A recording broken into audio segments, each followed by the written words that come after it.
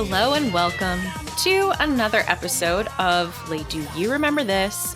It's me, you know me, it's Darlene, and I'm here today with a return guest, friend of the show, to talk about just an awesome episode. I'm really so happy that we get to discuss this today.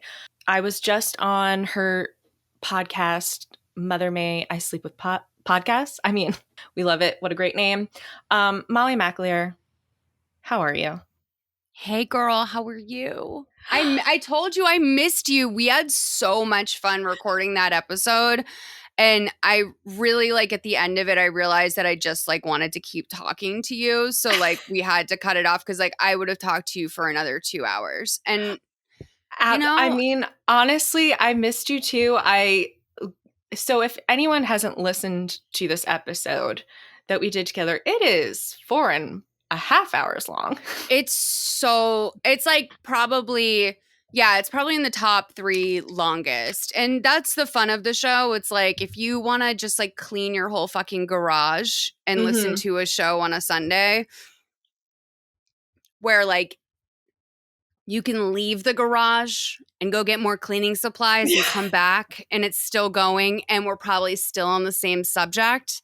That, that's the podcast for you. But it was really fun. And we have the Papa Gino's connection, the cranberry bogs. The cranberry bogs. I mean, literally you could have been cleaning your garage. Once we start talking about Papa Gino's, you could take a drive for a solid 10 minutes and return. And we're still talking about Papa Gino's. And you've not really missed too much. No, let's just say, as 2 New England gals, you could cross 3 states listening to that podcast easily. Yeah. That's the joy they'll never know out here. Is they're there's so much in one state. And I'm but what if you get to go to 6 states in one day? It really is. What if you could be driving and accidentally end up in 2 different states? The tolls alone. Oh, the tolls, honey. Well, when I finally came back to New Hampshire to visit my parents after COVID, the big thing that they had to show me was that the toll just outside of the exit to our town, gone. Eliminated. Oh. It's a game changer. Because of COVID? I think it was just because there had been several car accidents where people had just, been drinking and just rammed themselves into this toll. Got it. Yeah, I mean, listen, when I was a kid, I thought that you would get arrested. I would be so panicked, looking for nickels in the car, just knowing a toll was coming up. This is when I was a child taking on, my mom was we have money for the toll, but I was no, the toll's a big deal. We don't have that out here. In fact, no. I feel insulted when you drive out of state and they ask me to pay a toll. Oh yeah, it always comes on so quickly and you're whoa, I didn't realize that this is still a thing. And then that sort of residual trauma of being a child and being I don't have any quarters, that sets in again. And what are we supposed to do? What do we do? Do we just drive through? I don't know. Am I going to get a $300 ticket? Oh, yeah. For sure. It seems very severe, right? In Massachusetts, driving, or, I guess New Hampshire too, blowing through a toll, unheard of. I remember when I was in high school, I was dating this guy in another town. So he was always complaining about how much money he was spending in tolls. So for Christmas one year, I got him just a bunch of tokens. That's how important tolls are. No, it really is. It's I am that person too that paying my tolls would mean more to me than almost anything you could do. Mm-hmm. Just take that worry off of my mind. Tolls are your love language. Can I tell you how excited I am that this is the episode we're doing? Okay, I want to formally thank you that Oh, you sure. suggested this, because when I texted you about this, I had another episode in mind, and you suggested this one as a counter. And I'll be honest, I've watched it 4 times. Last night I was watching it, and yes, there was an edible involved, but I ended the episode like tears in my eyes. Yeah, no, you have to do the edible watch. I find as a recapper, the edible watch is always a really important first pass. And then once you can move away from the emotion a little bit. Hmm. But no, I picked this episode. Well, you suggested the Marie Antoinette episode, Holly's birthday, but truthfully, like, I like Holly. I really do. I follow her on TikTok. I've read her book a few times, actually. Like, it's a Hmm. really great, like, I read it on the page, and then I'll pop that on. If I'm driving out to Palm Springs, I'll pop on down the Oh, rabbit hole. oh yeah. I mean, and I love her audiobook voice. Like she really goes for it, and I appreciate that. Fully. And she is a Disney adult that I accept. Yes, she's one of the few that I'm okay with. Yeah, you can be a Disney adult, but only with my permission. Mhm. In my Mhm. mind. So she's got that pass. But I was drawn to that initially, but then I remember this episode is so core for me because I was so like alarmed and turned off by Kendra maybe when this show came out in college and I was first watching it because I was like, why would they have her around? Because she's such a different beat than the rest of. I mean, she seems exhausting, honestly. She has so much energy. And so when I was watching this, and then I watched it a few years ago, I remember thinking this episode, Kendra was clearly on drugs. But then I rewatched Yes. it today and I was like, no, that's my Kendra that I love. She's just, she's the life. She's the pulse of the house. And this girl cried about a Duncan Hines cake in the backyard. Yeah, this to me, okay, so to set up the episode, this episode is first season, third episode, Kendra's birthday. Happy birthday, Kendra. Um, and in it, they go to the Playboy Jazz Festival at the Hollywood Bowl. And then the second half is Kendra's birthday party. Um, but what I found so interesting about this episode is that I really think that it is such a perfect picture of Kendra and who she is, but also just the dynamics in the house, like how Completely. everyone feels about each other. Um, Completely. but I want to back up a bit. So, like, tell us, I ask everyone this, what was your awareness of the show when it was first on the air? So I found out about it pretty much right away. And because I was a watcher of the E Network and I lived in an off campus apartment all 4 years of college.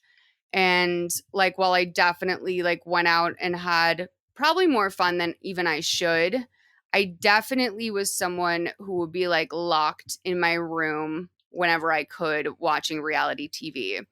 Hmm. And this was like Project Runway hadn't even started, I don't think. Like this was that era. Yeah. And it wasn't, it came out and this show actually really started me on like an interesting trajectory of feeling like an ally to sex workers. And truthfully, like then I watched the movie about Larry Flint, his story. And I'm not kidding Yeah. you when I say that the first place I applied to work in Los Angeles was I pulled up to Hustler and I went up to the Hustler offices and I handed my resume and I said, "Hi, I want to be an assistant here. I would do anything to work for Larry Flint. Give me a call if you need a receptionist or anything." And I Wow. never heard, but like I never heard back. But then um like years later, I wound up like meeting a friend who was a Playboy bunny. And I was like fortunate enough to go to the Playboy Mansion on a Sunday. So there's like a lot of the rooms and stuff make a lot of sense to me, and also the nature of that party is very like I think I have a good capture on what the Sunday fun The day fun sort in of parties were. yeah, the fun in the sun. Wow. So you went to really truly like an iconic party that I feel like very few can say that they've attended. Like I know several people throughout LA who, hot girls who had uh, gone to a midsummer in their day, but I have never found a fun in the sun girl, and I'm Well, really I mean, impressed. here's the reality is that I was a friend of a playmate. I don't think I would have ever been invited to a party like that. Like, it is true. They do come out and they take a Polaroid of you. And like, I don't think I was like ever even in consideration to be on the list. Like, I've always been like a very like natural girl, like not a lot of makeup. Like, I certainly wasn't going to roll up to the Playboy Mansion looking like I was trying to be anything but myself. Because what is more embarrassing than going to the Playboy Mansion and trying to be hot and failing? Like if I was worried about my makeup all day, I stole a bathrobe from the pool house. Like Oh, it was very cool. I don't know if my friend knows that, but like thank you and also rest in peace, Hef. Like I was actually I know he's a very he's done so many bad things, but like one thing I will say, I also wrote for playboy.com for a while, but like one thing I will say about Playboy is that they pay well and they paid on time, oh, and he is like he's been an ally to a lot of like single mothers I know, and like for that like I will have some appreciation for him, but obviously I you know. honestly think also the reason why I didn't personally meet him even though he was out there was probably because he probably would have like been like, why is she here? Like I was adorable, but like it wasn't like my friend was bringing me over to like enroll me. Well, but I also think though, from what I understand, of just the different things that I've. Do you hear that? Is it Do you like a hear like? squeaking? Is it a chirping? Yeah, it's a bird. Okay, I was just I live making in sure. nature. I love Glendale. I love you. It's totally I'm fine. so sorry. I'm No, no, so no. sorry. I was just making sure it wasn't me. The research that I've done when I've gotten to the fun in the sun is Hef doesn't seem to like really interact with many people at that party. Like he's there playing backgammon with his friends, and the women around are meant to just kind of like fill in the atmosphere, and he's not really interacting with them. So I don't think that that was on you. No, oh no, no, no, no. I mean, well, also like Hef was much older when I went. Like Girls Next Door was already like kind of vintage Oh when I yeah. went. So like the Hef, he was with Crystal, and like he was experiencing like hearing loss. So like it was very difficult to like even get up to him in the first place. But I mean, I guess what I'm saying by that is that like I very much knew from the moment I got there. I'm like, this is like kind of like a once in a lifetime thing. You're like a true friend of a friend right now. Wow. So was Crystal there? Yeah, she was sitting next to him. How did she look? Did she look like bored, or just, like lady of the I manor? no, I have poor vision, so like I'll be honest, like I wasn't really like it's very difficult to take in everything that's going on. But no, I mean, it seemed like she was a caring partner, and she would sit on his right side Right, because because his his left left ear is was bad. fattier. Yeah. Yeah. Wow. So, and it was just like, I mean, listen, the guy, like, his family was like there that day. Like, he's a very, like, he was very, regimented, much like you would assume any old man would be. Like, he was very accustomed to a certain thing, and, very, I mean, he's Yeah. very scheduled, very orderly.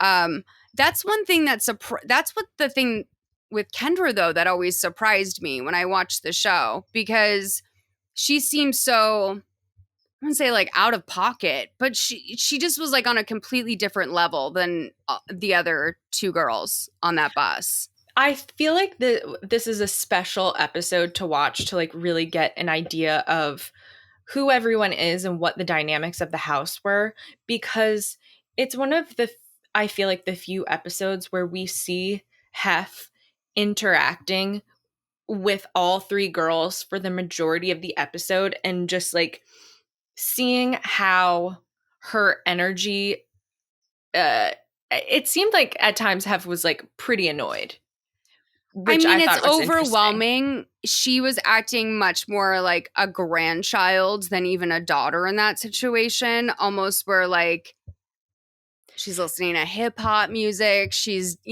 probably dancing in ways he hasn't seen. She's like making references. And this is for a 75-year-old man.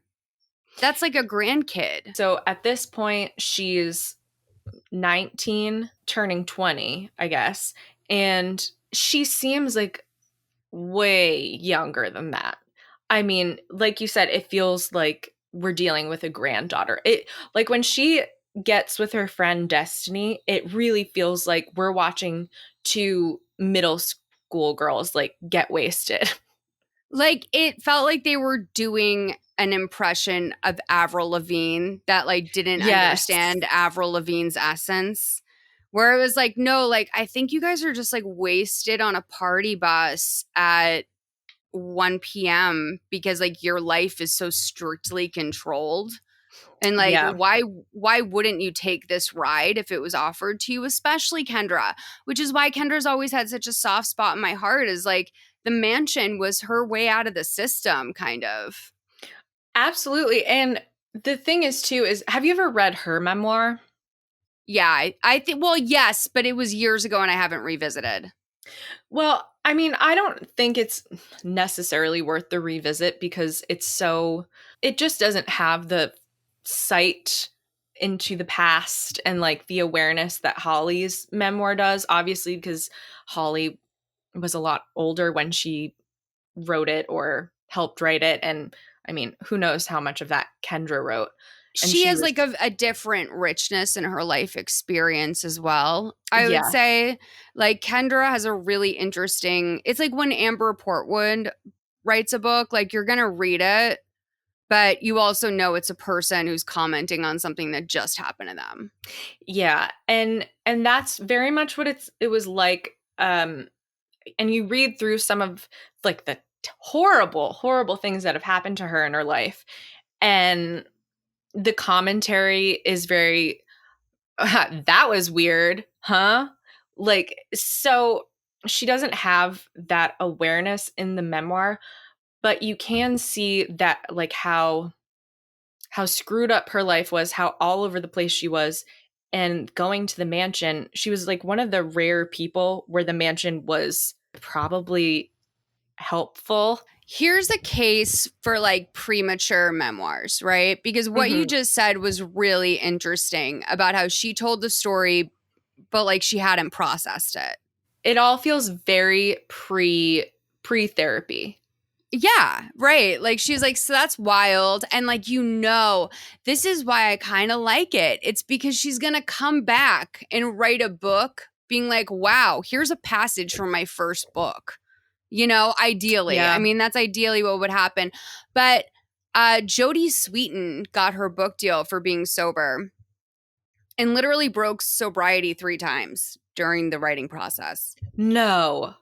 And so it was a really interesting book because of that, because like she sort of preemptively took on this book deal and had to admit when she was writing the book, like, this is where I fucked up again. Yeah, it's really interesting. But that's, the nature of sort of like that type of life. I would say Jodie Sweetin has like a much more sort of rich tapestry of stories than Kendra does. But Well, yeah. did Jody like go through a program, rehab? Like, what was her Oh, for getting real. sober? Oh, Okay. for real. Like, you don't Okay. even know. My sis, my good sis, and my actual literal biological sister, Jodie Sweetin, she went through it. Yeah, she went through like a million rehabs. I don't know if she like actively works the program, but like that is the thing that's out there. Because an interesting thing that you said earlier was that when you had first watched the show, or this episode, you thought that Kendra seemed wasted. And that was like my second, like as my first time, I just was like, wow, she's out of control. Cause I was like a fucking 20-year-old loser. Like I didn't know anything. And then like I watched it like 5 years ago. I was like, oh, she's on Molly. This whole episode. Well, so, and then the interesting thing is like, I never had really, when I had watched it the first time, ever picked up on anything like that. And then watching it in preparation for the podcast, just like every single episode, I saw how often there were moments where it was like, I mean, she seems like she's on Xanax, or like she's as slow as molasses in this talking head right now. But in her memoir, the way she describes getting sober from meth and coke and stuff is it was basically like, and then I woke up one day and said, well, I'm not doing that anymore. And that was that. And right. I don't think her sobriety was ever like true. Yeah. Like, I don't think she ever worked a program. I think that she just like had enough. But the only thing with the drugs that I always scratch my, head when I think about it is like, dude, Hef was so controlling and also would supply them with drugs to fit his needs. I almost felt, did you notice when Kendra and Desiree came out of the back of the bus when they arrived at the Hollywood Bowl? They were like, woo, we had fun back there. And like the bigger security guard guy, like looked up at the other security guy and like sort of laughed and hit him on the shoulder. Oh my God. Oh my God. Did you notice it? It was a little micro drug moment because that's what I look for when I'm like, I feel like they're on drugs and I'm like, just look for like drug behavior. I'm like, that's how I figured out. That's how I started speculating that like Corey Gamble and Kylie are coke buddies. So what was that coke behavior that you the Palm Springs episode? Oh, like why the fuck are Corey and Kylie like chasing each other into bathrooms? Like why is Corey like interjecting himself into a conversation with Kendall and Kylie in the bathroom? Like, it just feels weird, even if he is, like, really close family. That's not men's business. Like, you don't, like, go into the bathroom where two girls are having a conversation. No, you never, unless there's coke. Wow. Yeah. I mean, this is truly, like, this is your mind. I am just blown away by. And now I have to rewatch all of Girls Next Door with the glasses of drug behavior. Like, where am I seeing drug behavior? It's just like, you know it when you see it. Yeah. You know what I mean? It's like porn. But when I watched it today, yeah, exactly. But like today with when I watched it twice just to make sure that I wasn't like, I don't know, I guess maybe overlooking something that like I had really stuck on before. And I think maybe what sealed the deal for me last time was when Kendra was like, I need a jaw massage from smiling at the pool all day. Oh my God. Yes. Because I was like, oh no, bitch, because you and Desiree were fucking rolling until 3 a.m. But like, also, I don't think Hef would like allow that.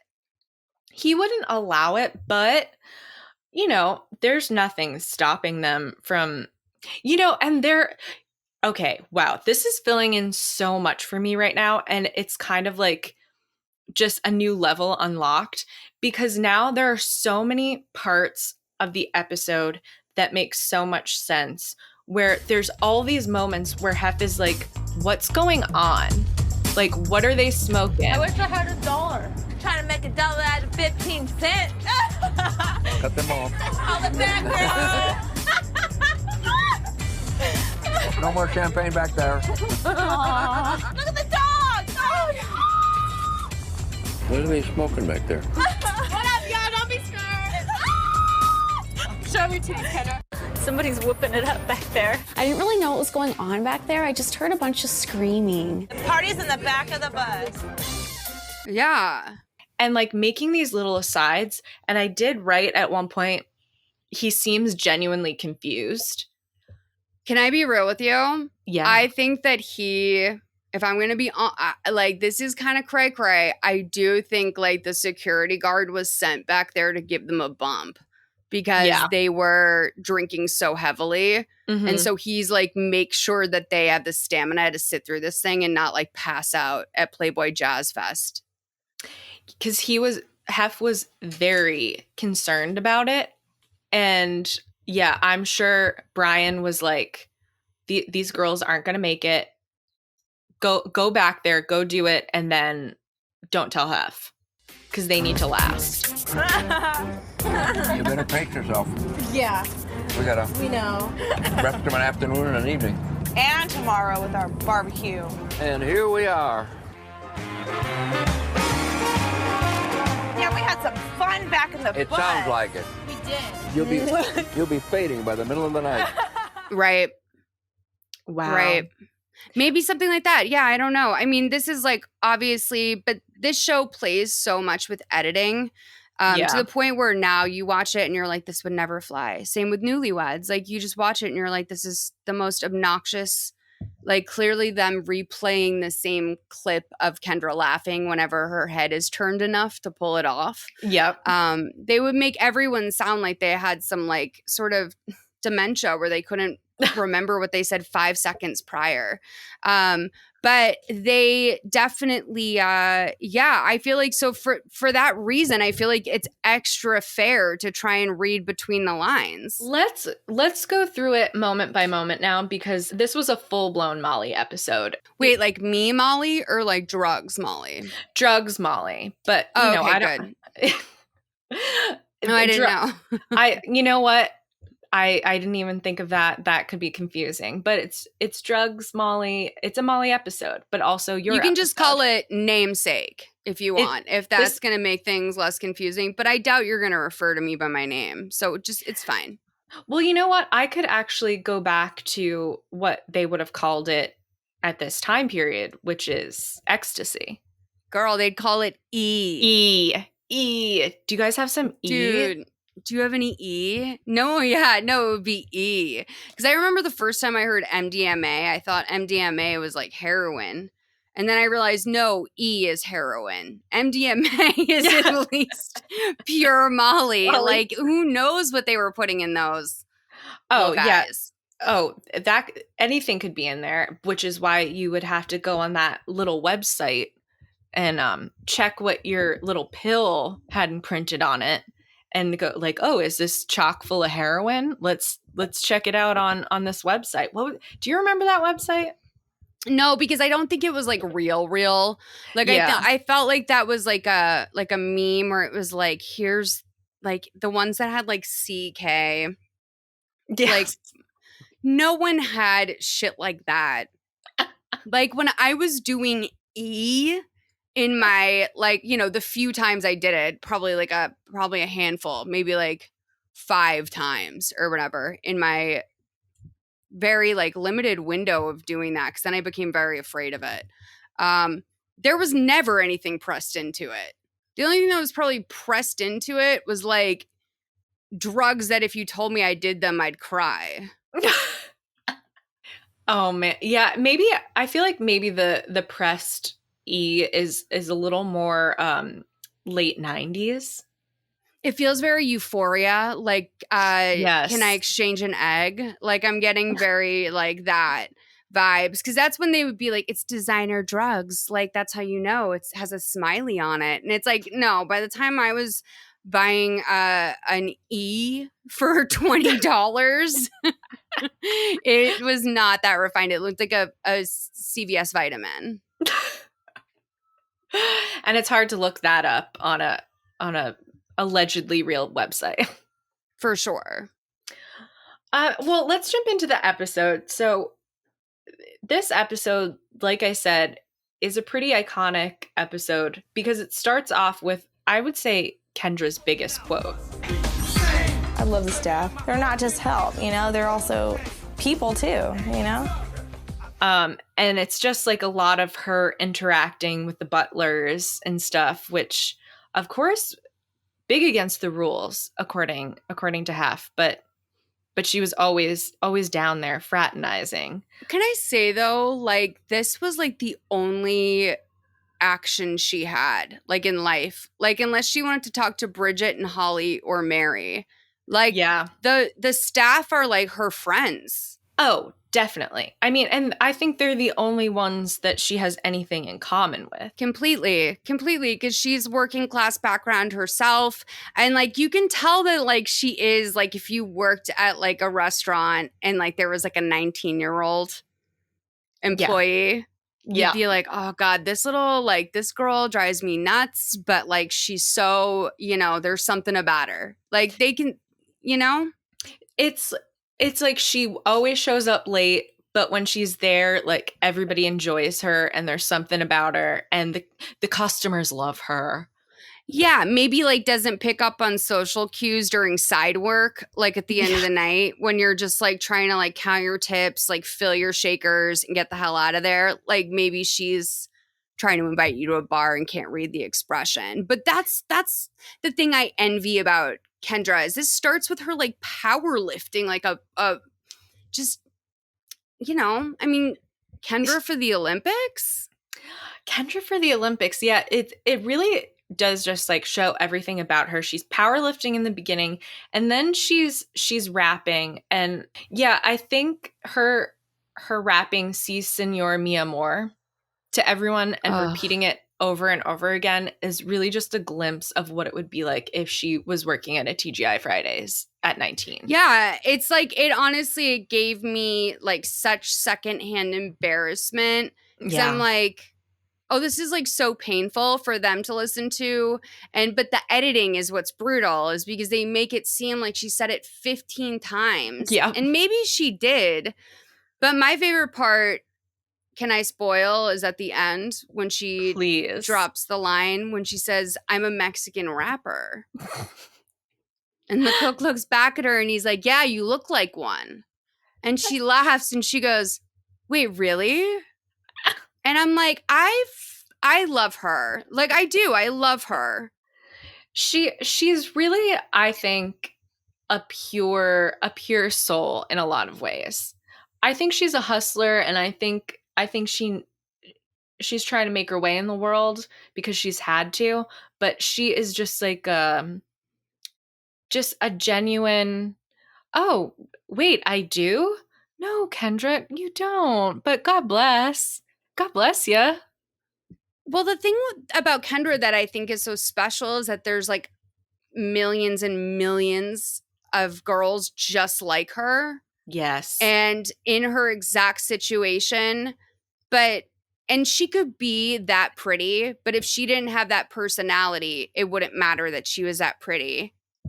And if she just had that personality, like probably she would have like good temp jobs. But like she's not particularly like educated. She spent, obviously, you know, I think that that's like a lot of her youthfulness is that she's very unserious, which is a quality like I admire in people now. But at that time, if she was my peer, I would have thought, I don't think I would have thought anything nice about her. Like, I'll say it that way. Well, and I think it's the reason why there's so much visible animosity between her and Holly and Bridget, because I feel like the two of them, they're still close enough in age with her where I think they look at her and it's like, you're representing us, and we are these like intelligent, serious young ladies who can talk to Hef's older friends, and they all tell us what an old soul we have. And you are an annoying bimbo who doesn't get social cues and talks too loud and laughs too loud, and you're making us look bad. Right. And meanwhile, Kendra's presence is necessary. Yes. To balance out how quickly the other two want to fall in line. She makes up for the other 5 girlfriends that he ditched to just have the 3 of them. Like, she's the life and energy of 5 different girlfriends, you know? That is Molly, and I mean your name and not the drug. That is very astute. I've never thought of that before, but you're so right. I mean, can you imagine? Now, I've like looked into these other girlfriends that were there before Kendra, and they just do not seem to have any, like, you talk about bimbos, but they're just personalityless. They don't really seem to have much going on. I can't imagine having girls that have like this similar vibe to Kendra on top of Kendra. Well, also, I mean, if I'm Holly, I look at Kendra and I say this is the lesser of 2 evils. Yes. Would I rather have one obstacle, aka an annoying person, or have 5 other people that are varying shades of the same me? Like, so for Holly, like, Kendra is like a worthy prison sentence. Do you know what I mean? Yes. Because her puffin, dude. I mean, poor Holly. Like, I look at her now, she's so elegant and like just so sweet. And I'm so happy that she was able to like keep the fun, sexy parts of her alive. While still like being able to mature. And I think she always was very mature. But when I see Holly now, I really feel for younger me that just like deluded myself about the importance of relationships. And that the best she saw for herself at that point in her life was being Mrs. Hugh Hefner. I think you see with Holly so often is just this woman who is like, I'm above this. I'm going to the next station in life. Like, I'll be Mrs. Hugh Hefner. I'll be the astronaut's wife. I think especially when they're in the party bus, you see how hard Holly is white knuckling it to maintain her, like, I'm the good wife by his side, and how Kendra is just in the back, just like a child annoying her. She's doing everything that Holly can. I always think Holly is like very dove-like, you know, she's just very like peaceful, which has to be a very frustrating role to play, especially when there are so many egos involved. Yeah. Wow. She does have a real, even just like in her looks, especially in this episode. Okay. So one thing we see right off the bat is in one of her talking heads is she has this hairstyle that we never really see past, I don't think we ever see it again past the first few episodes of the first season, where she has these barrel bangs and a tight little ponytail. Did you clock that at all? Oh, like the little almost like a 1950s. Yes. Sort of. Yes. I'm sure she tried that out. Yeah, I would. I thought she looked adorable, but yeah, we never really see that again. It's very sock hop. I feel like it's reminiscent of when she tried to be Marilyn Monroe for half, and that didn't go well. Like, this is her next try at like a 50s look that he might enjoy. I mean, well, like, how naive to think that you could like recreate Marilyn Monroe. Like, pick a different lane. Like, I kind of like this look for her. My thing is, I always love in a confessional or a talking head, I love it when people choose a bold look and we have to stick with it for a while, because it just, one, it really grounds the series for me, like where something's coming from. But 2, why not, like, in all the other moments you have your personality stolen from you on reality TV, why not show up and show your personality in your talking head? Absolutely. And it really is kind of the beginning of a shocking look, like in the Real Housewives. You're like, oh wow, okay, Dorit, is that what we're wearing? Sure. This is like, oh, bangs? Holly, when did you get bangs? And we never even really see her with them in anything else. But I think it was probably like a wang, like a fake bang. Oh, yeah. Because she's playing with hair pieces in this episode as well. Like, she shows up to Kendra's luau looking like Kesha. The pink The pink extensions. It really brings me back to like in October in the early 2000s, it's Breast Cancer Awareness Month, and Mhm. you know, I'm rocking 5 pink strands for $10 each donated to charity. Right. Yeah, it felt very much like, well, there was a thing where like we didn't know. This was a point where like TV stars who like Jennifer Aniston had beaded extensions and like no one talked about it, but that was a thing. And then like we knew about like Britney Spears having extensions, but like your average girl who wanted to get extensions was out there looking like Holly, like just Oh, like yeah. 6 to 12 inches of unblended. Like Yep. the only way to blend was to just fuck up the entire piece of your natural hair so that Yep. like it was so messy, people would have to interpret it a certain way. Like this was not like at this time, a little casual clip in, this was not a done thing. I feel like those extensions were which I feel like was big at the time, the like bonded, they just put like a little bead and then they heat clipped it and you just have it for a month and a half, and then all of a sudden you're out somewhere and there's just like a pink lock of hair in your Thing. food. I know. Well, I had like bonded extensions like for my web series. That was all I wanted was like extensions. That was like my first episode was like, I have a web series, so I want extensions. And so I went and I got like, they last for like 6 months, but there's the kind that don't last that long. You're right. And those are the ones you see in bushes on the sidewalk.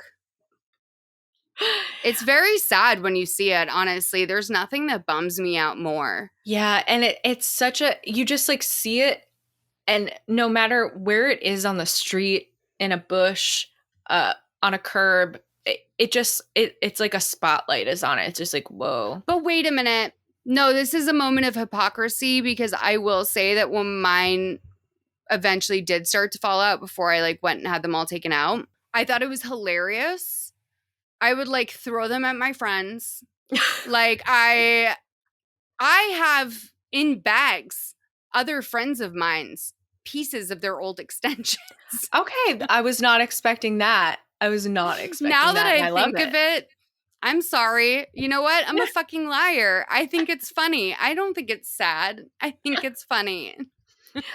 I mean, it does feel very adjacent to like having acrylic, like a press-on acrylic nail, and it just like popping off somewhere, and you're just like, well, I either gotta like make this a part of the show or pretend it never happened. And yeah, I think you really gotta wave it in someone's face. I'm shake all it about around. embracing it. Like Yeah, I embrace. completely, I hate as much as I always do apologize when my nails look like a wreck. I don't want you, I don't want to see you be self-conscious with your hands, baby. Yeah.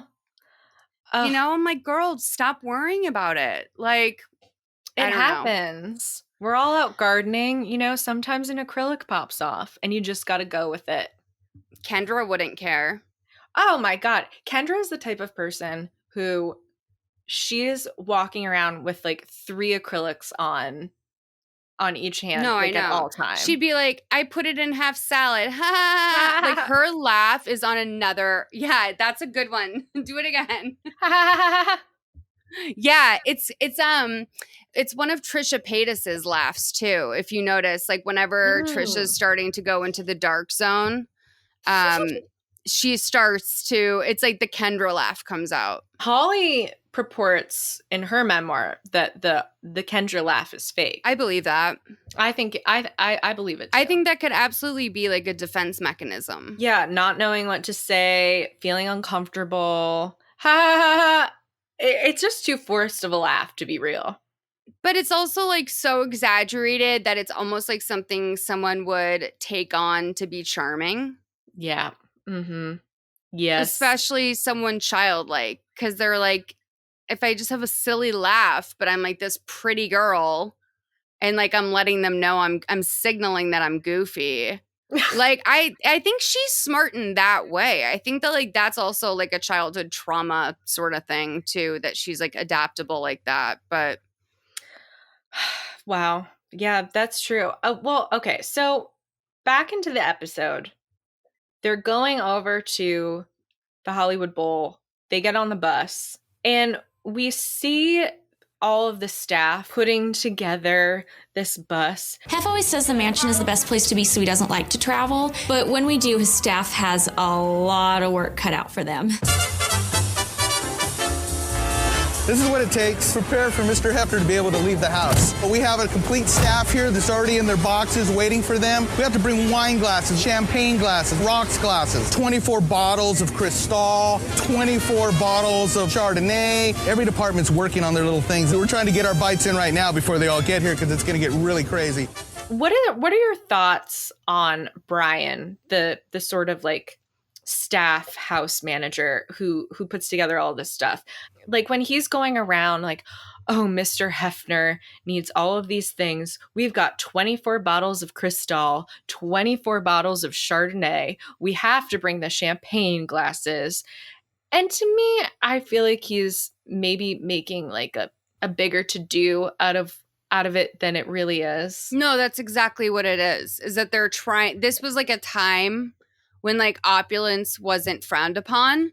Like, in fact, it was like really encouraged. And so I think that what he said is close to it, but I think Brian is very good at his job. And a big part of being a house manager or anything like that at the Playboy Mansion is being able to entertain. And so he's good on camera. He was probably a very big, like, sort of like minor character selling point along with like Mary. Now, Brian's setting everything up, and then they get on the bus, and we meet Destiny, who is Destiny Davis, Miss January 2005. Destiny is my really, really, really close friend. She's from Las Vegas, and she's a playmate, Miss January, and we just became really good friends. Kendra and Destiny are partners in crime.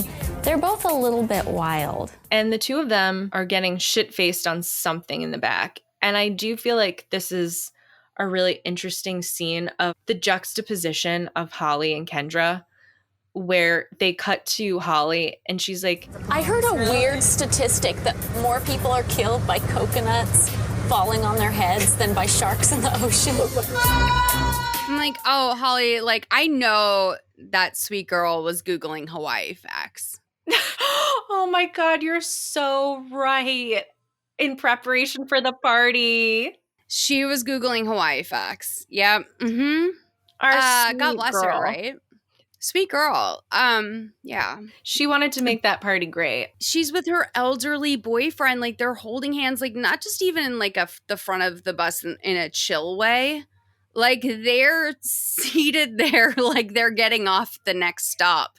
And like the Playboy Mansion to the Hollywood Bowl is like, you know, it's like a half an hour plus drive, especially if you're hitting bowl traffic. Like, forget it. They acted though as if they were like going to Anaheim or something. On the way back, they all like changed into their pajamas, and I'm like, you guys, you can hold off. Like, the time it takes for you to change into your pajamas, you're already almost home. Well, okay, so I do wonder if like there's no like VIP exit for the bowl, I don't think. Like, if the vans, if they want to leave early, they do have to sit through bowl traffic.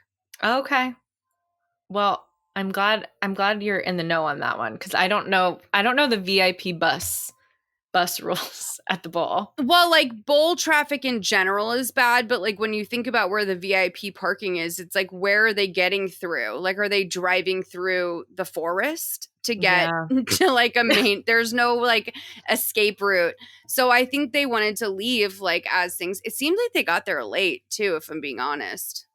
Yeah, I imagine it's a situation where they get there late, so then things start right away and people aren't like talking to them. And they were doing press backstage. So like the Playboy annual jazz festival was like a thing at the Hollywood Bowl where I guess Hugh Hefner just hosted a jazz festival, and it would be like, I don't know, just like jazz. It was literally just jazz. It was just jazz. Well, they do say, they show him doing the press, and he's like, the movies and the music that fueled my dreams. Like his same whole old like fucking soundbite about like the movies and music and him just being wistful. Yeah. Sounds yeah, fun. Jamie Foxx was there. Jamie Foxx. I bet he was performing or something. Oh, was this around when he wasn't that famous yet. When did he do Ray? He was in Ray in 2004. Oh, I guess so. Yeah. I'll bet he was there. He was performing. That's my guess. Oh, okay. And maybe, yeah. I mean, they didn't show any of the music. They just showed like people playing instruments with like bad canned music over it. Oh, did you clock this? Well, I mean, I feel like I should discuss this, even though it's disgusting. When Destiny talks Hef's ear off about Kendra sucking all the cheese off the Cheetos. Kendra took all these and sucked the cheese off of them and made a pile, and I wasn't paying attention, and I was like, ooh, kind of soggy. That was another grandchild moment where I was like, sweetie, you cannot possibly think that this man is going to think that this is like, that's when you know someone's like small town, when they think that's like a story. That's actually also what I think Jeffrey Epstein was like, probably conversationally. Okay, I'm gonna have to hear more about that, because go on, expound upon that point, please. Oh, I've just heard he was like very like basic in conversation, and it's like, really? This is a person who, yeah, like he was just very like, it was sort of like he was always like missing like what the interesting part of any story or situation was. And like his talk was very small, and like his jokes were very like immature and sort of like tone deaf, but like in a way that like, you know, it's passable. Like this guy could do well in like sales if he was like also a closer. You know what I mean? But apparently like Jeffrey Epstein was just sort of like, here's the fucking least interesting story ever. And people would be like stumped when they met him. Wow. Destiny and Epstein, two peas in a pod. That's really interesting. Well, it's funny that you mentioned him, because it just made me think of this. I asked on my Instagram the other day, who thinks does anyone think Mary was in love with Hef? Because it was a question I posed in a previous podcast. And someone replied, did Ghislaine love Jeffrey? Or did she just work for him? Those are like completely different. Like, I think that's completely different. It hit me like a ton of bricks. I thought it was like, I never would have gotten there, but I was like, interesting. No, like I really feel like Mary mostly paid bills. And maybe, you know, she was drawn to the lifestyle when she was younger, but I feel like you wouldn't have to spend a lot of time around Hugh Hefner to probably not be attracted to him, especially when you're doing all of his like admin. Well, she also did she was the one who procured a lot of his women. So I think maybe like that is part of what someone might say is like the parallel. That was like a big part of her job, was calling women, procuring women, obviously not to the same degree as Jeffrey Epstein, but I don't think Mary has the same evil in her as Ghislaine Maxwell. Oh, I didn't really now that sounds familiar. What was it? What was the source on that? Like, was that from Holly's book? It's pretty much, I would say, the source. I've seen multiple sources. I mean, Holly kind of talks about it, but of course, like, you know, Holly and Mary were really close, so I don't think she goes too far into it. But the other woman who was living with Holly right before Kendra, Isabella St. James, she kind of alludes to it. But if you go back into articles from the 70s, 80s, there's all different mentions of throughout the years. Mary has always been a person who like calls babes for him and Right. She's like a liaison and like she's Yes. safe because like you get a call from this like nice lady. yeah, she's a facilitator of pussy. I wonder what her motivation was. At the end of the day, my question of was she in love with Hef? My question is, what was the motivation? That's the bigger question. Because like I don't think that she was making that much. I mean, like I'm sure she made a very comfortable living, but I don't think Mary had stacks. No, and you see in a later Girls Next Door episode, they go to her house and she lives like in a little bungalow, like 1-story teeny little bungalow. You know, Hef wasn't setting her up by any means, I don't Does he think. have blackmail on her? Honestly, I wonder. Well, okay, my best guess is that she was just part of the Playboy cult. Is really Got it. Because that's then another thing that I've just read so many times is people saying not just girlfriends, but people who work there being like, it's like the Hotel California. Like you get there and you think you're going to check out sometime and you never do. Like in the Girls Next Door show book that comes out in like the 5th season, they talk to Brian and he's like, yeah, you know, I never intended to stay here. It was supposed to be like a different gig while I was like making it in Hollywood, and I just stayed forever. And that's what happens to a lot of people. That's what There's probably so many perks that you can't turn away. And I think probably, yeah, you're right. There is maybe a cult like element to it. But I don't know. This other moment with Brian is another like let's pretend to be aspirational, where Kendra is looking around and everybody has these beach volleyballs that they're popping around, and she turns to Brian and she's like, I want a beach ball, and he runs into the crowd and starts offering Playboy water for beach balls, and then looks at the camera. Any request they want, they get. There's so much. Like, first of all, this is like the 69th annual Playboy Jazz Festival. Like, you would think they would know by now when they're packing the car with 53 bottles of Cristal. Like, as if 6 people on a bus could ever drink that. Maybe throw in a couple beach balls. It does seem essential to the Playboy experience. Like, later on, Kendra doesn't even believe what she's seeing because she's like, oh, these are from here, right? Yeah. So they're a beach ball family. You should have beach balls. This is obviously done. But what I love is like his payment is branded water. That was the strangest.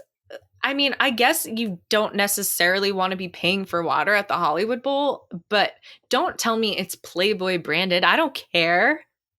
No, but it's very like of the time, like Dash water was a little bit late, but like mad girls would go out and spend maybe it was worth something also at the merch. Oh, thing. yeah. Maybe it like a Playboy water was like $15 so you could have the commemorative bottle.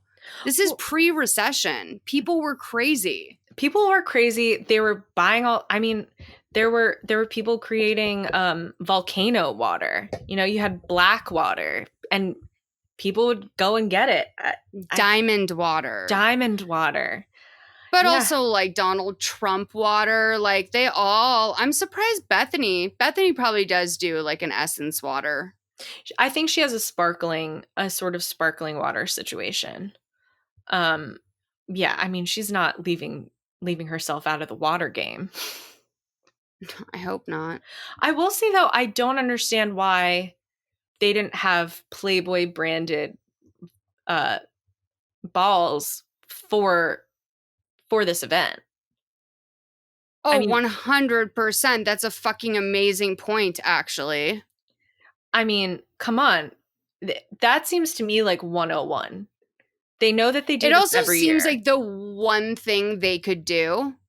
Do you know, like, this Yeah. isn't like the Grateful Dead is coming out and like a whole fucking crew is setting up and like this is the Playboy Jazz Fest. Like, for the sake of being fun, just toss out some free Playboy Bunny beach balls. That would be amazing for pictures. It would have been Yes. great for the show. It would have been great. I don't know.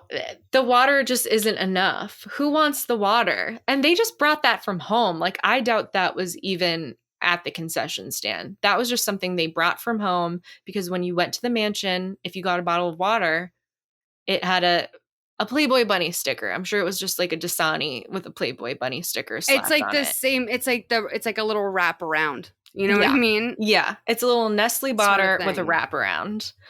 Mhm. So they get back into the bus. Kendra starts breaking out some of her old moves from her stripper days. Hef has 2 different lines of no more champagne back there. What are they smoking? And he also said cut her off, but it was the one thing that they didn't have as a subtitle. I noticed that because I kept replaying. He's like, cut it off, like cut her off or something. Yeah. And I was like, okay, so like, yes, more confirmation that these guys are like sort of monitoring their substance intake, and that Hef controls it. But like, why were there glow sticks handed out at Playboy Jazz Festival? Again, what the fuck, Playboy? Why are you so janky? Like, you have everything that could ever exist in the world is merchandise under your name. Like, yeah, I'm sorry. Why didn't not they have short on cash? They could have had glow stick bunny ears. Now we're fucking talking. But I'm saying, like, dude, everyone who should have gotten a goodie bag with like fucking, Yes. because you are paying for a magazine's jazz festival. Because you want to gawk at, like, you know what I mean? The least Yes. they could do is continue the brand loyalty, and that would have looked sick on camera. God, it really would have. I mean, rest in peace, Hef, but I guess it's a little too late to get us on board as their marketing girls. Also, R.I.P. Ariana Grande. Like, that would have, if those bunny ears were, no one would have forgotten them, and she wouldn't have been able to make space for that in her career. Wow, that's like a sliding doors moment if I ever heard of one. Sliding doors. If we had been on the marketing team for the jazz festival, forget it. Oof. Game over, bitches. Ariana doesn't even have a career at that point. No, I mean, she's done. She's done. And by the way, and with Joan on her side too, which, like, by the way, anything, if I could do anything in life, as much as I love my mom, I would have Joan Grande be my mom. I mean, wouldn't she's we all? Rich. She's ruthless. She's like kind of goth. Like, I love her. Sorry to derail to like do one of like my little like pop star, just like absolute emotional blackouts. Anyway, so yeah, on the bus she has these glow sticks, and they're like doing this. I mean, she's definitely doing like her Kendra hip hop persona. Yes. Which, like, thank God that they didn't. I mean, I think they did kind of go hard with that for her branding, actually. But like in the very beginning, it was like Kendra's like the, you know, good one. Well, the funny thing is that Kendra also complains that they kind of put that persona onto her, but she really plays into it as much as possible. I think they all had different categories. Like, Kendra is the jock, sort of like loudmouth, cheerleader, peppy type.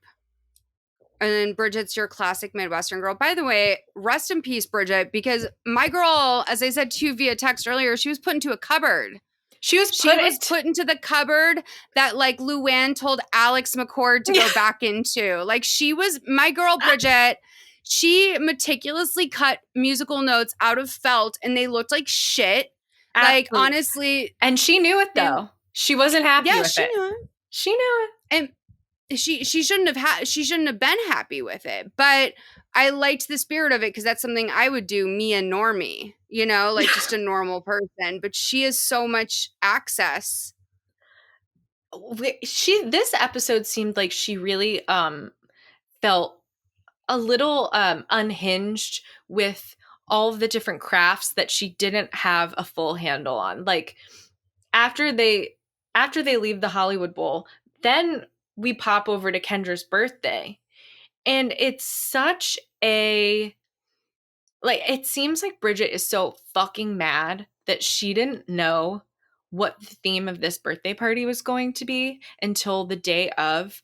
And just from her looking at her felt skirt, her felt music note skirt, and being like, this isn't exactly what I had envisioned. And then driving around town day of, going to a party city. Like, I think that is probably like the dregs of society for her, to just like day of party city, like a fucking plebe. Well, it is weird. Can we like acknowledge that it's weird that these girls live this life where they have 52 bottles of Cristal on a bus to take a 20-minute drive across town, but like they've got Bridget and Holly at Oz. Like, Yes. it's very interesting to me, and it's to me they're probably like, Kendra will be happy if you just like throw a sheet cake out, dude. Like, Yes. so, but like, it's a nice gesture because these girls had nothing to do in this episode. It must have been finals week for Bridget or something. I think also too, there's their day-to-day life at the mansion, there's nothing to do. And I think for them, and Bridget especially, to miss a birthday where they can sort of forget about their life and kind of just disassociate into the details of planning something. I think Bridget was genuinely like pissed off that she missed a birthday where she gets to kind of even though it's someone else's birthday, I feel like she often gets to be the star because she's putting so much work into it, and she wants the accolades of like, oh my God, Bridget, you're so good at this. Completely. You are so right. She's a Pinterest mom. Yes. Yes. Right. Like, it's like someone made your birthday cake and the whole party is like people being like, oh my God, the cake. Like, and by like, I would never care about that. But like, you're so right, especially in the context of the show, it gives her something to do.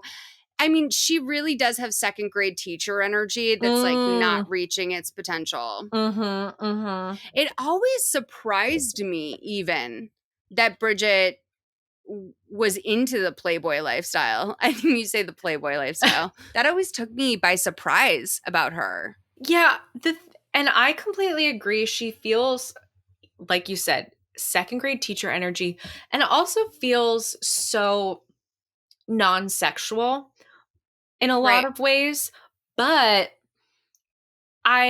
in my other research, I feel like there is another side of Bridget that we really never saw. She was too smart to show it on camera. I mean, wasn't it rumored that Bridget was married to some guy in Chicago? She was married, not in Chicago. So her she got married in like 1997 to this guy, Chad, and Marquardt is not her maiden name. It was his name. Chad Marquardt. Got it. She married him. Then he was like, or she was like, I want to go to LA. I want to see if I can do it. And he was like, okay, we'll give you a year. He kind of like foot the bill a little bit. And then she was going to move back if nothing happened. And then she figured this all out, and they didn't divorce until 2008. That's literally exactly what happened to my friend, was that she married young and was like in a relationship where she was like, well, he's not going to make something happen. And she was like actually like very religious even, but she was like, this is going to get me out. And like it happened right away. Like they moved to LA and she, like I think like they stayed married for a very long time despite people probably not. Did they eventually divorce? Yeah. Wow. So they just kind of like stayed together, and it was kind of like in an ambiguous state of it's like any other job. It's like any other job where someone is going out to be a star. First of all, we're talking 2004 like era mentality, so probably even before that, where you have a female earner. Both of these situations are women who are trying to change drastically their life situation. Yeah. The partner has an easy out to not work very hard. And also, I think a lot of times the wives would, I don't even know if my friend never said this. This is me making an assumption. If it was me, I would probably already feel like I was doing something wrong. And so asking him to like work crazy hard when I was the one who was like being naked in magazines. Yeah. Like I could see how that would be an easy like pattern to fall into. And I wouldn't be surprised if that's not uncommon, because there's a lot of places where like really young, beautiful women get married very young and need to make something happen for themselves. Not everyone has like it used to be that you didn't have the access, but we're seeing it now with OnlyFans, like these, beautiful 18-year-old girls signing up for OnlyFans, like not knowing the consequences, but in their mind and possibly even in reality, it might get them out of their situation. Bridget, I think, she always wanted to be in Playboy, but when she originally started coming around the mansion, she had, according to Isabella St. James, she was coming around with this guy who was Jenny McCarthy's manager when she got singled out. And apparently, like, he like really got her the job because they didn't want to audition a Playboy bunny, and he like fought for her and she gets the job. And he also was Pam Anderson's manager for a time. So he was kind of like a blonde star maker. So she started off with him, and I think she was gonna try and do it, through the front door of, I'm a star and I want to be a personality. But then he wasn't interested in her, and then it came over to Hef. This is the thing, right? Is that like if you're Hef's girlfriend up until this, and probably it was only because of the success of the show that he even allowed this, Hef's girlfriends were never allowed to be centerfolds. Yeah. Once like Holly got there, that's when it kind of, that's when he stopped doing it. Yeah. But like, I don't know. It feels like that guy like kind of like pawned Bridget off, or like maybe she was smart enough to see the opportunity. I don't know. I think she knew like it just wasn't going to happen with this guy, that she married him, but it was kind of like a stepping stone. Maybe to get out of I meant like the manager guy. Oh, right. Yeah. Like I feel like the manager guy, like that's not a manager's job. Like they didn't even get paid to be girlfriends. You don't get 10% for that. Like apparently though his deal was, it seemed, and this was like a good looking guy and everything. It wasn't like some old man like Hef, but he was dating Jenny. And so I think the understanding was like, he'll represent his girlfriends. If you can get in with him, he'll represent you. Like if he thinks you're a star, he'll be your boyfriend and your manager. Got it. That was like the kind of expectation. He also seemed like he repped her and Pam and also like Vanna White for a time, but like he was not like legit. Like he was not, working. No, that's like a guy that knows how to like find a naive girl of a certain brand and bring them to like the right lions. Yes. Because he also, it's not as if he like made Vanna White a star or made Pam Anderson a star. Like he just kind of like hopped on the train at the right time. Yeah, they're just like malleable, down for whatever. Like, yeah, no, I think if I had been born with a different body, I could absolutely have been swindled into this whole thing. You could have easily sold me to, yeah. Oh my totally. God. If I was 5 inches taller and just a natural body. Like watching, I did think when I was watching Kendra and she's in her birthday outfit in this episode and she's like in these little shorts and this little top, and I was like, God, what I wouldn't give to be 18 again. And then I was like, Dara, you didn't look like that at 18. You very far from it. That is just like a natural bod that I was never I know blessed it's not with. like, but I know, but it is sad though, because like when you look at pictures like that, you're like, I'm not like too crazy. You know what I mean? Yeah. Like it wasn't without like a window of possibility, but like I also like know that like you could spend like 2 weeks like giving me a full Hollywood makeover and I still like wouldn't look like as I wouldn't even look like Anne Hathaway. Like you could literally put like a team of 10 scientists together and I just wouldn't. Like I don't know, like some people, I don't know. Like there's just a look. It's a look that like it's a very specific look he's looking for. That's the way to put it. It's not a comparison thing. It's like you're just not supposed to be like that. It's just like it's just a mold. And also it's one of those things too where yeah, they're models, but they're also, anyone who is on America's Next Top Model, I would say most of them could not transition over into being like someone that Hef would be interested in. Like it's a very specific mold. And everyone's, so many people are beautiful and they don't fit it. But, sometimes I wish I had those Kendra thighs. My God.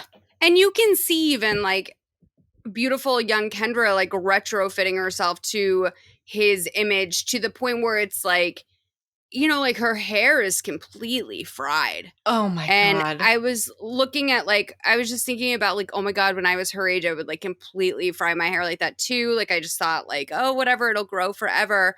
But she is already a natural blonde. And when I was looking at her roots, I'm like, I just know they go in there with a Q-tip, Gwen Stefani style. Oh my God. And touch that shit up. Oh God. Well, and the problem is too, is God bless her, but she's not exactly someone who presents herself as someone who would like know how to use a serum. No. They're definitely frying that hair within an inch of its life, but she's also not doing it any favors by taking care of it. Like I wonder. No. Yeah. It's like she wasn't raised with like even the, like, do you know like how much money it costs to like start over, like to come straight out of San Diego, out of a strip club, off of a meth addiction? Do you like, and Hef, he took care of them, but like the beauty treatments compared to what you would need today is just like, they didn't have money like that. Like these girls really did their makeup in their bedroom. It seems like it's something that they very rarely spent any money on, because in the episode where they're shooting the house bunny, right before their scene, Bridget and Holly are doing their own makeup. Like they're Beyonce or something. And like it's like, no, like you could have these on-set people who are doing Anna Faris's makeup do your makeup. Right. Well, I mean, honestly, it might have been like, maybe. It might have been a thing where it's, I don't know. You're right. They should have just had that. And maybe they did do like the base. I don't know. I haven't seen the scene in so long, but like, it's just unreal. God. And Kendra never has makeup on for the most part. I feel like she only has makeup on when someone's doing it for her, except for like the classic, just like a black crayon across her lid. No, she's so cute. Like, do you know, like when your like 12-year-old cousin like gets like a little palette for the first time and they come out and it's like they literally have fingered applied like blue eyeshadow to their lids and it's like they have a lip color that's not going with the hair, the skin tone, but like they're very like, they're trying to play it off. Like that's what it feels like when I see Kendra with her makeup. I'm like, oh, she just is like, this was just not her concern. And I don't think when you see her family, they seem like a very casual family. I don't think it was like Kendra was sat down in a mirror and taught this. Oh, no. I mean, by the time it was time for her to learn how to put makeup on, like when she was 13, she was doing coke. Like, Right.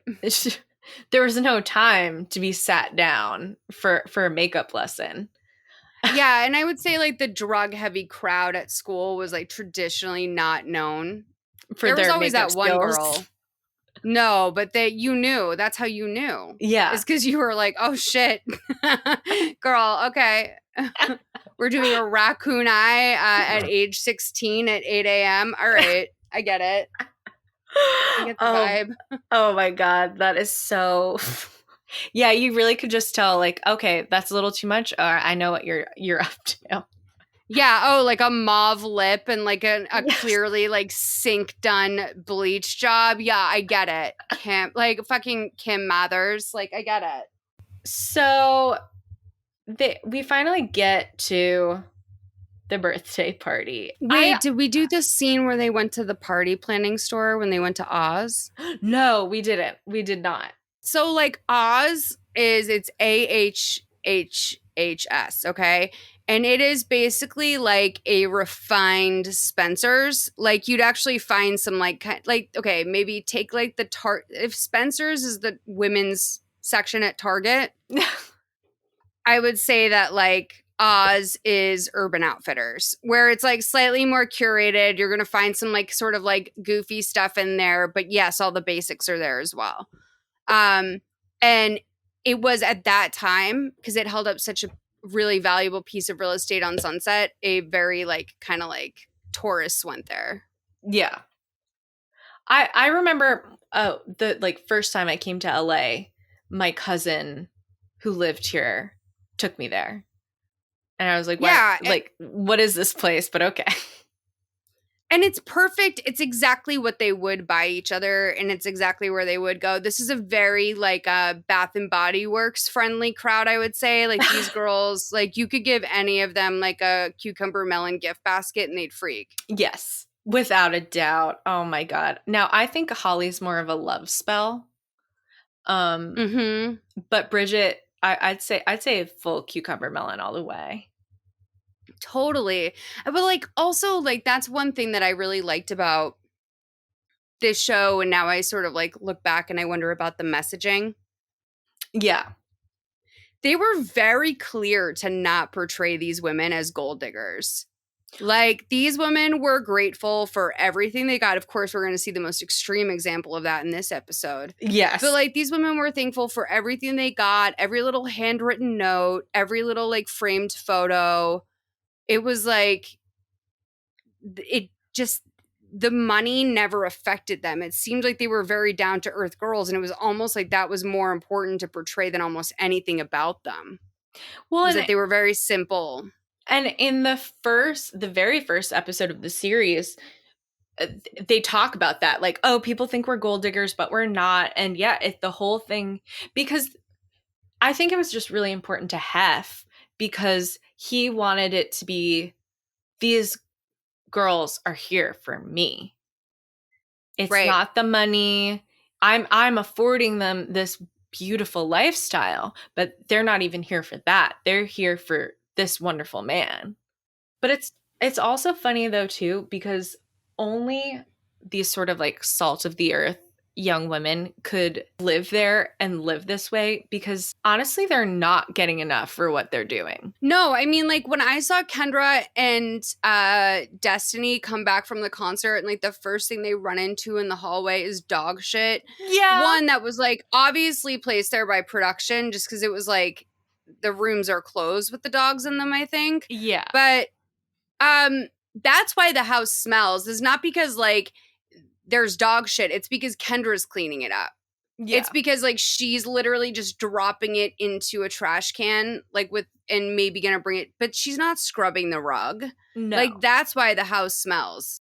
I have a theory that like rich people don't house train their dogs, because I'm just thinking of like a Ramona Singer, like people with big houses or apartments and just like rich people who couldn't be bothered.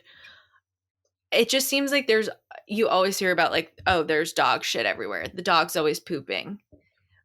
It's just one thing. And it's not just Kendra. Like apparently like every dog that ever came through the mansion was just like, it seemed like they were never let out. Well, I think in a situation like the mansion, it is the girls are expected to keep the animals like somewhat confined.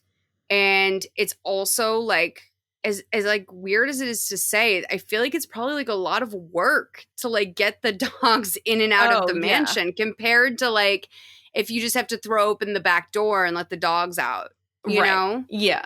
But no, I think like also this was a really this was a big time in sort of casual pet ownership. Yeah. Where people were just like, they wanted their Tinkerbell. They wanted their Bruiser, you know? Yeah. And I don't think they paid too much attention to the part where like Elle Woods was a good dog mom, you know? But no, I mean, I think with like celebrities, honestly, it's probably that they mostly just don't have a very strong bond with their animal. Or if they do, it's not like in terms of training, you know? That's interesting. Because that's the part that's like really hard. And like I had Wags who was like a Chihuahua. So like I talked to him like he was a person. But like with like Kendall Jenner with her big dogs, like if you're not gonna be an active dog owner, the least you can do is not get a dog that takes like larger than human sized dumps everywhere. Yeah. I will say I'm shocked that there weren't more cats at the Playboy Mansion. There was just Bridget's, but I'm surprised that place wasn't just like cats crawling over all the fixtures and just like you'd open a door and like a random cat skull would be there from like a cat a girlfriend left from like 3 years before. I wonder if they were a liability to the zoo. Oh my God. Speaking of the zoo, did you catch the moment when it was during Kendra's party? Oh my God. And it's just like, you really saw like where Kendra came from. She's with her grandmother and with her mom. And Kendra goes, let's go on a tour. I heard you said that there's ostriches here. I did. There's one down there. They're not ostriches, they're called flamingos. And it is a peacock. It is for sure a peacock. Like the famous peacocks. But this is also like comedy editing because I think there are flamingos there too. When I went through the zoo, I feel like there was more animals than any of us knew about. And really? I would not be surprised if they didn't show all the animals on TV. Well, what I thought was funny about that whole exchange, the fact that like Kendra didn't know what animals were there. Like I realized like, oh yeah, Kendra is probably someone who like never goes down to the zoo with Holly and Bridget when they're going to go like feed the animals. No, that's like the thing is like this whole episode had to be a Kendra episode and she had to bring in another friend because what do they have in common? Nothing. They probably like suffer through each other on movie nights. Holly was probably so grated by that laugh. I feel like I have a lot in common with like Holly personality wise. And like I would have been so grated by that laugh. But I also like can't stand what I view as idiocy. And I had I had so much less patience for that when I was younger. I don't know how she did it. She's a strong woman. She sees what she wants and she's gonna get it because she's gonna be the last one standing. Until she doesn't want it anymore. And then she just cut and run. Then the show's over. Oh yeah, so her family gets there. We see the party and it's not much going on. What I found just so interesting is it's just like the most basic party. It's probably something that like Bridget and Holly like bitched about for a week straight, that they mentioned that Kendra couldn't decide on a party theme. So this happened day of, basically like Hef decided for them. But it's just like such a simple party and Kendra just starts getting so emotional over it. Yeah, like once she sends her parents off, this is a Kendra moment I loved is like when she's walking her family out, she like takes everyone's bags and puts them over both of her arms, you know? Yes. And like she's like, no, I've got it. And like she just, you can tell like that's the part of her. These girls all have the same reason that they're there. They're just from very different backgrounds. Yeah. And like that's the Kendra part of it, where she's like, you know, she doesn't know the animals there, but she's gonna throw every bag so that her grandmother doesn't have it like onto her elbow. Like it just was like very, I don't know, it felt very Kendra. And then when she got back inside, yeah, she like broke down. And I guess like the guys did a thing for her too, where they took all the beach balls from, like the beach ball story arc was wild, but they took all the beach balls and they taped them to her door. Well, and so that was that was the night before. I mean, I guess the night before-ish when they're at the Hollywood Bowl, but that moment where she starts crying, but starts crying in a way where it feels like something's going on. I did wonder, like, what was that a moment of her being on Molly and getting overly emotional at something that like doesn't really make sense? Actually, you know what? That's possible. You know, I don't know why I abandoned my original they're definitely on drugs theory. Because, like, everything about their behavior implies that they are. Yes. Even, like, knowing Kendra, it seems like she's extra loopy in this one. And I'm sure, like, the pressure of filming is a lot for her, too. Yeah. But, yeah, you're right, probably now. Yeah. Like, you could also interpret it as, like, this is a very, like, small familial gesture that feels super personal and is, like, letting her know how far out of their way they went for her. The other time she gets emotional after the party, two things. So she says, like, while the party's still going, to Hef. You're having a nice birthday. Yes, I think it's the best birthday I've ever had in my entire life. The smartest, most intelligent girls doing this for me. It's crazy. Maybe, like, Kendra did kind of look up to them, at least for a time. Oh, yes, I think she was very intimidated by them. And I think Kendra probably felt stupid a lot. Yeah. And like the only way she could explain to herself, because she's young, so she doesn't realize how like overeager her personality is, and that some people, just like Holly, who slept through the volleyball game, like some people just don't have the energy for all that. Yeah. And Kendra, who was just partying like that the night before, is like up early to like start her birthday day. And did you notice she was wearing a Philadelphia Eagles pajama set with a garter? Yes. Well, I was actually wondering, was it a garter or did it come with a matching scrunchie and she put it on her leg? Oh, that's interesting. But I think that was one of her bridal to me. I guess you're right. I think, was that one of her presents though? All of her presents were like Scarface merch. Yes. Like Philadelphia Eagles stuff, like whatever the San Diego baseball team was. Like her gifts were the gifts that like I would get at my 19th birthday. Exactly. Not someone who's living at the Playboy Mansion. I think everyone was also really annoyed with her as she was opening up her present. Well, that's how they cut it for sure. Yeah, that is how they cut it. I think they were really doing Kendra dirty in this episode of just making her look like the most annoying person possible. And I think she probably is, but I think they really made it look worse than it was. I hear that Kendra is like essentially a really sweet girl and very harmless. And so I think that like that's sort of how because do you remember like the bunny house? What was that girl Jade that dated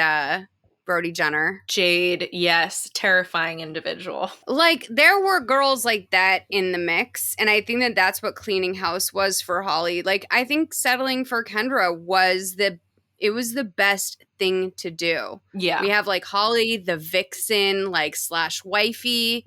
We have like the, you know, homemaker, sweet Midwestern girl, Bridget. And then we have fucking Kendra, dude. Yeah.